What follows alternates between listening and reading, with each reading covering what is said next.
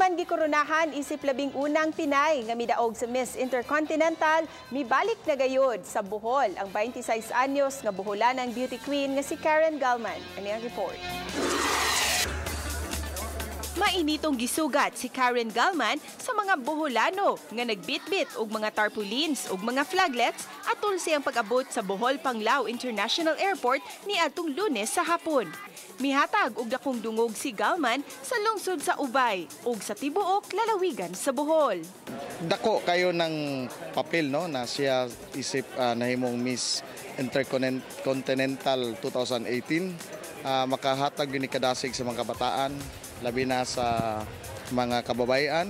Gikalipay usab ni Galman ang iyang pagbalik aron ipamatuod nga siya Boholana by heart kay dito siya gihimugso ug midako sa Ubay.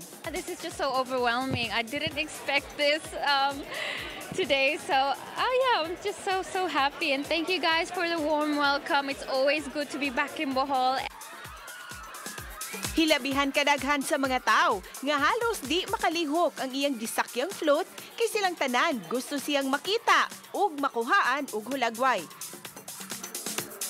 Gipasidunggan siya sa LGU ug wa palabya usab ni Karen nga ipakita ang iyang winning rampa nga gikihinaman usab sa mga tao. It feels so good to be back home. This is my hometown, and I always love coming back to Ubay and Bohol. I just feel at home. I'm so overwhelmed by all the supporters. Grabe, like I have no words. Gibisita usab ni Karen ang Bohol Dairy Farm nga usa sa gusto niyang i-promote isip travel destination.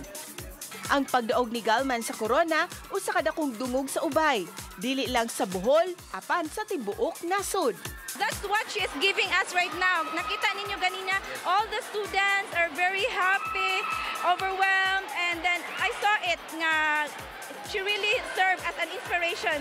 Og isip beauty queen, buot ni Galman nga isangyaw sa tibuok kalibutan kung unsa kanindot ang Bohol. I can always showcase the beauty of Bohol.